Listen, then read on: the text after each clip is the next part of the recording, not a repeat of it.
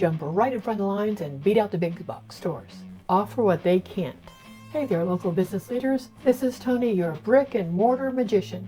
I've spent over a decade showing independent garden centers all over the country how to bring success to their doors. Specialty in uncommon plants. What about the plants I'm carrying now? We will get into that a little bit later. Let's focus on the specialty in uncommon plants first. Why? Let's look at a different industry for some answers. There are the large big box home improvement stores like Lowe's and Home Depot, and there are still the independent hardware stores. Why? Because you can't find what you need for every project in the big box stores. You can't find the knowledge you need in the big box stores. Bring that foot traffic to us by leaning in to what we can do better than they can. Now, there are all sorts of different specialty and uncommon plants that we can carry. Which ones to do? Now, this is where you're going to need to do some research. First, look at what you enjoy. What are some of your plant passions? What do you really like? Do you like plants with scents? Do you like succulents? Do you particularly like natives? Are you a huge fan of magnolia trees? What is it that you really like? And what type of plants do your team members like that they can corner you at a party and talk to you about for hours? Those are some first to look at. Another place to look at different specialized societies, whether it's the Orchid Society or the African Violet Society or the Daffodil Society or the Native Plant Society or Dwarf Conifer Society. Every specialized plant segment has a society out there. Are there active member groups in your area? What are some of the things that are trending right now?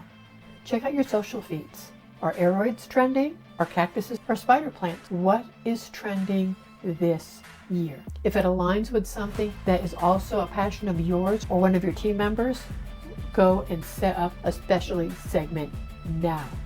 Don't pass go, don't collect $200, go do it now.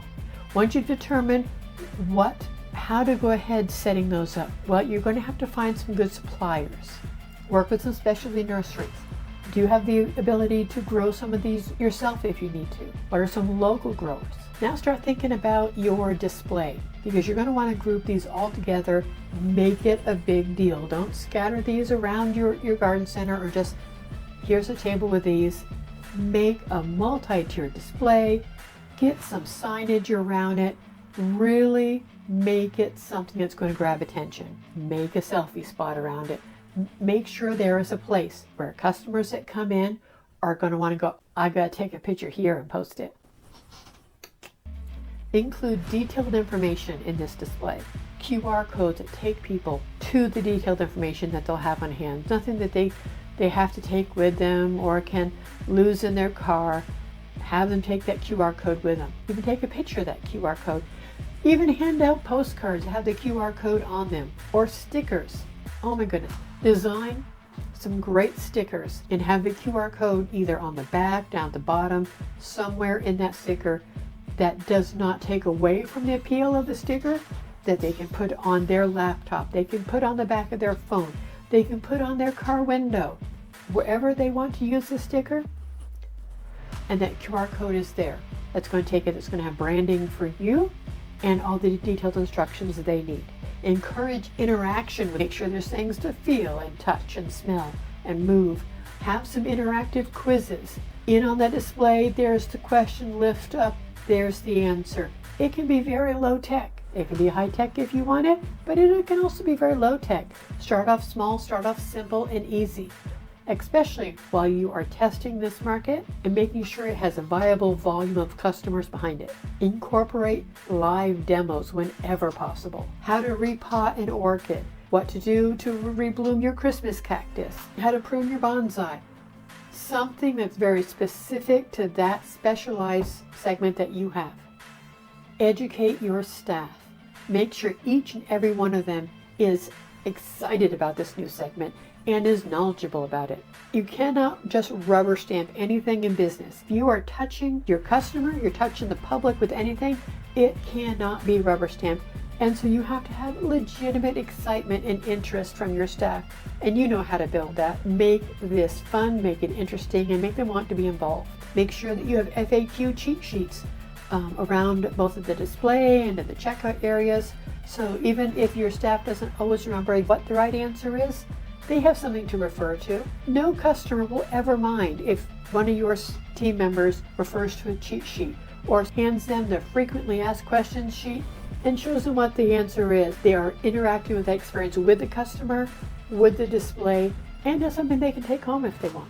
Generate this excitement and this enthusiasm.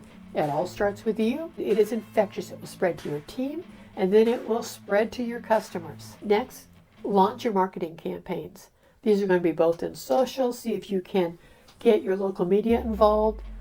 It is much easier to do that if you have workshops or events that they can put into their news feed. These are great ways to launch. Gather interest and momentum behind this new launch. Engage the community. Host specialized plant workshops.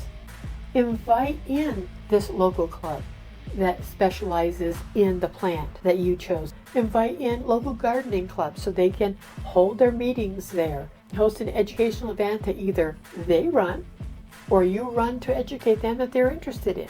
Build educational partnerships.